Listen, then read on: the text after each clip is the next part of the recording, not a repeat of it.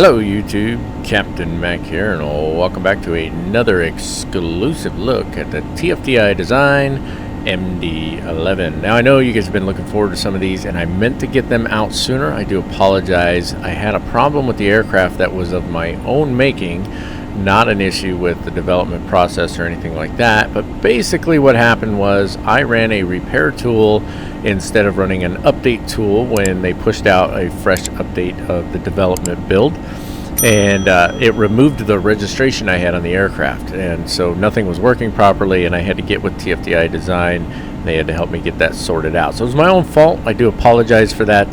However, things are running smoothly now. There have been a lot of updates to the aircraft since the last video I made, and I'm looking forward to pumping out some relatively short videos, several of them hopefully here over the next several days, to highlight some of the development process of the aircraft, which you guys have been asking for, and also to highlight some of the systems of the aircraft.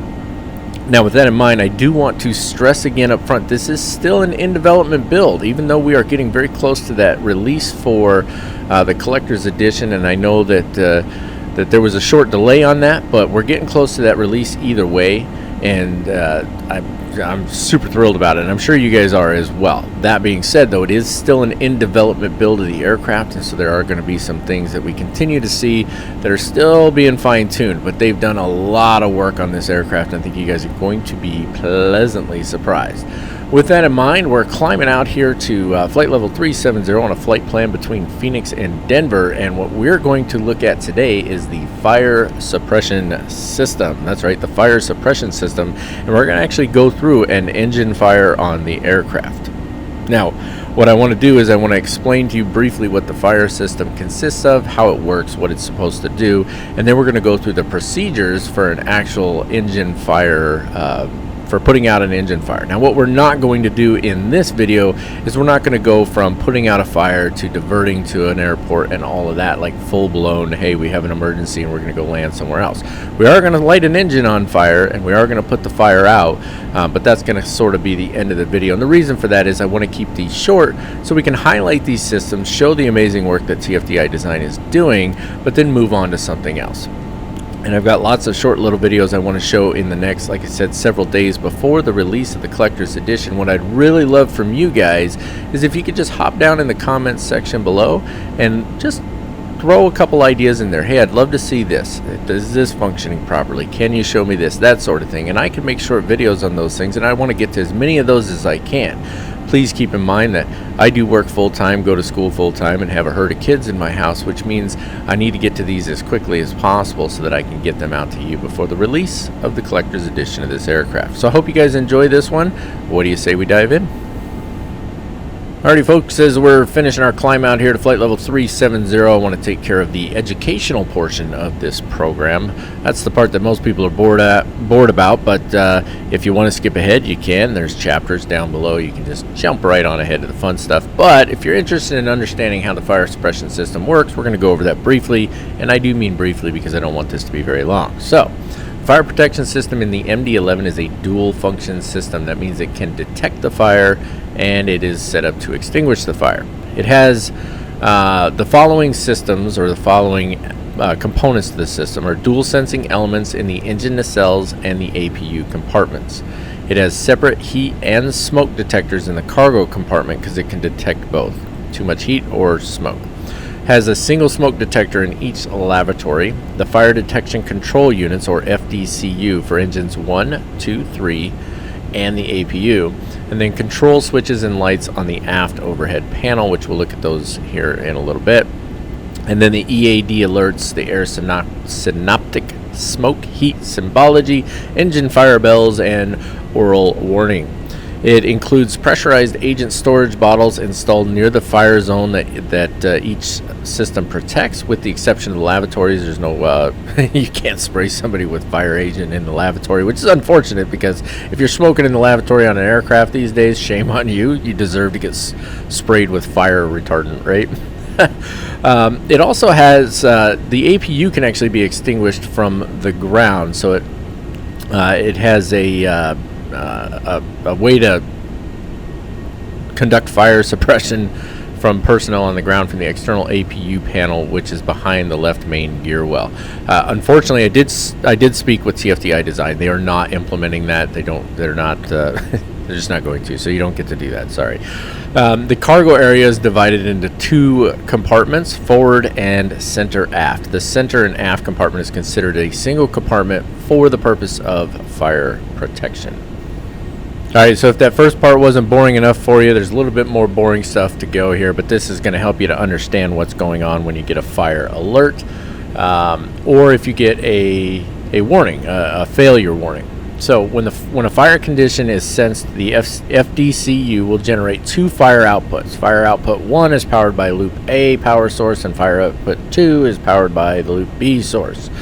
The reason they have these two different sources is to eliminate the possibility of a single point of failure, which would prevent a fire alarm during an actual fire condition. There's also a third output that's for the oral warnings, and they're activated in response, so you get either a failure warning, a fault warning, or a fire warning if any of the following occurs. Now, stand by for this. Here we go. Fire loop A and fire loop B. It's if any of the following conditions exist: fire loop A and fire loop B. Fire loop A and fault loop B, fault loop A and fire loop B, fault loop A and fault loop B, and both faults occurring within 5 seconds of each other. Did you catch all that? It's going to be on the test later, so make sure you write it down. If any of the following conditions exist, the FDCU will generate a fail output signal for the affected loop. If there's a loss of power, a fault in a detector for that loop, a failure within that loop's fire detection circuit, or detection of a fire by a single loop for greater than 15 seconds while the other loop is indicating normal, no fire, and no fault. And then of course it's got the built-in test system, so during a fire test which is initiated by the pilot, both FDCU loop detection circuits are tested and the fire warnings are activated. During the maintenance test of the FDCU, and it performs an internal test of itself, the detection loops, and the critical wiring. It automatically occurs when the system powers up and the aircraft is on the ground. Good stuff, right? So that's all your circuitry, if you will. And that's what I'm going to call this second section is circuitry. Alrighty, it's the last of the boring stuff, I promise. Then we're going to go ahead and light an engine on fire and have some fun with it. So I just want to tell you what indicates that there's an actual fire, in case you weren't able to figure it out just by all the sounds and lights and stuff. A main engine fire or an overheat condition is indicated by illumination of the master warning light. That's going to be up here. Sound of a fire bell. It's very loud. You'll be able to hear it, no problem. Illumination of the engine fire handle. Now that's going to be up top here. So whichever engine is on fire, the handle itself is going to be illuminated red. Same thing for the APU fire over here. And that's to ensure, of course, that you don't accidentally try to discharge the wrong one. And I'll explain why when we get started on it. And then illumination of the engine fuel switch. Now, on this one here, what happens is the fuel switch will light up red. Unfortunately, however, it doesn't. That's not working right now. That's the only thing in the fire suppression system that's not working. Is for some reason the light is not coming on. However, TFDi Design is aware of that, and that's specifically the light for the fuel handle here. TFDi Design is aware of that, and that'll be fixed here soon, so I'm not too worried about it. And then you get an alert on your EAD. There's going to be a fire alert on here. It's going to be pretty clear. Okay, as promised, on to the fun stuff so that we can see this in action. Now I'm going to explain what happens first, and then we're going to go through it. I'm going to light an engine on fire, and we're going to actually do the procedure, because there's a lot going on once it happens. Anybody who's dealt with engine fire in an aircraft, whether in real life or in sim, knows it's a lot going on. And in real life it would be absolutely terrifying. So what's going to happen is once we light the engine on fire, and I've got a little tool that's going to do it for us, which is going to make this a lot easier. We're going to get the bell. We're going to get the oral warning. It's like doodle-loot, doodle-loot. It's probably not even close to how it actually sounds, but you'll hear it. You'll know what I'm talking about. And then we're going to have that really, really obnoxious robotic woman's voice going, engine, fire, whatever. And you like my imitation of that there? And the first thing we're going to do is we're actually going to press the master warning button. The reason for that is that's going to silence the alarms. You got to silence the alarms because number one, you're not going to be able to hear me. Number two, they're just really obnoxious and loud, and so we want to silence those. So that'll be the first thing that we'll do.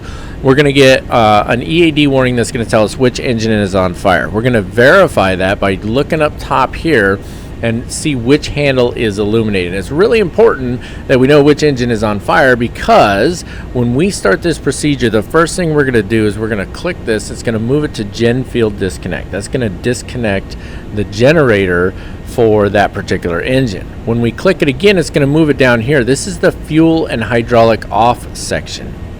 All right, so this is going to effectively shut down the engine just by moving the handle. That's without even adding the fire suppressant. All right, once that's done, we're going to rotate the handle one direction or the other. It can rotate in both directions to discharge the 2 bottles. Okay, and because I didn't want to bore you too much, each one of these has 2 bottles available to it. And I just didn't want to go through all that because you guys are probably already bored with it. So we can rotate it one direction. If that doesn't extinguish the fire, we'll rotate it in the other direction, and hopefully that will extinguish the fire. We'll know that the fire is extinguished. You jump down here and you look at the EAD, the fire warning will go out. It will disappear. If it doesn't go out, the fire has not extinguished. Now, remember, that handle up top is going to shut off the fuel. If we leave the fuel switch on down here, this is where the red light would illuminate. That red light's not working at the moment, but we do still want to shut off the fuel switch down here as well. So we just need to keep that in mind. So that's the procedures for putting out an engine fire. Alrighty, so I'm going to get ready to launch this here in a minute. I do just want to say we're not going to do an APU or a cargo fire today, but if that's something that you guys want to see, put it down in that comment section below, and I will try to throw together a video real quick showing how to take care of those. But what I'm going to do here is I just got to press a button, and this is going to happen immediately. I'm going to try and talk through it a little bit as we do it, but probably the first thing I'm going to need to do is silence that alarm. So let's see if everything works properly here, and here we go. Engine 1 fire. Engine 1 fire. Okay, and that's going to continue until I silence the alarm. Engine 1 fire. Okay, so now the alarm is silenced. You can see it says Engine 1 fire on here. When we hop all the way up top, you can see that the light is illuminated on Engine 1. So what we're going to do is we're going to right-click that, Gen Field Disconnect. That immediately disconnected the generator. However, if you look down here, the engine is still on fire. So we're going to go back up top. We're going to move it down to Fuel and Hydraulic Off. That's shutting down the engine now. So if you look down here, you can see the engine is shutting down even though the fuel is still on and our light is not lit, unfortunately. Now we hop up here and we're going to use our mouse wheel. Make sure you're over the handle and rotate either direction. So it's rotated all the way. And now we hop down here. We see it still says Engine 1 fire. So we're going to give it a minute here and we're going to see if that fire goes out. See that? We got all kinds of stuff going on. So engine fire agent low, and there's another place that shows up as well. I'll show you that. There you go. Engine fire is out. So now all these warnings we have, except for the cargo flow forward and aft, which those are going to be fixed here soon, are related to our Engine 1 fire. So Engine 1 RPM is low, obviously. The engine oil pressure is low. Hydraulic pump 1 left and right are both off. They're both showing a fault, and now the engine fire agent is low. And if you jump up top here, wrong one, all the way up top, you can just see the light is illuminated here as well. It says Agent 1 low. Notice it says Agent 1, Agent 2, Agent 1, Agent 2, 1, and 2, because there's 2 bottles for each of them. Now, because the fire was extinguished already, we don't need to go and use the other bottle. We can go ahead to hit the master caution, and now, of course, the proper procedure would be to find the nearest airport that we can land at. We'd contact ATC. We'd declare an emergency. We've had an engine fire. The fire is out, and we need directions to the nearest airport, or vectors. Not directions, because we're in the air, right? You can't call it directions. You have to call it vectors. We need vectors to the nearest airport so that we can land this heavy fat bird, and we might need to dump fuel too if we're overweight as far as our landing weight is concerned. You can see we still have 43,900 pounds of fuel on board with a gross weight of 366,425 pounds, which, although I don't know all the numbers exactly, I'm pretty sure that's a little bit over the landing weight at the moment, but I could be wrong. So there you have it, and that's it for fire suppression. So you can see that the system does work. The only thing that's not working right now is that light. I talked with Colin about it. He told me why, but I don't remember the reason why. It's really not a big deal. It's something that they are going to fix, and we haven't turned off the fuel handle yet. Of course, the engine is off already, but it's good practice. Go ahead and turn the fuel handle off as well. And then our warnings are going to stay up here because we're obviously not going to start the engine back up because it was just on fire, and that would be a really bad idea. And that's going to wrap it up for this one, ladies and gentlemen. Like I said, we're going to keep this really short. We're not going to go through the diversion procedures or anything like that. The aircraft is still flying on autopilot just fine by itself. The warnings will remain, of course, but we have successfully put out a fire, and as you can see, the system works like it's supposed to. Now, if you would like in the future, let me know down in the comments. I can go into more detail about how the system works. But again, I want to keep these videos rather short, so I didn't want to bore you to death with that. And this was probably already a little bit longer than I intended. But I do hope that you enjoyed it. If you have any questions about it, any comments, concerns, moans, groans, complaints, well, don't bother because, no, I'm just kidding. Go ahead and put them down in the comments. I don't care. Just be nice about it. You know how I am. No need to be mean down in the comments section. You might hurt my delicate sensitivities or something like that. I don't know.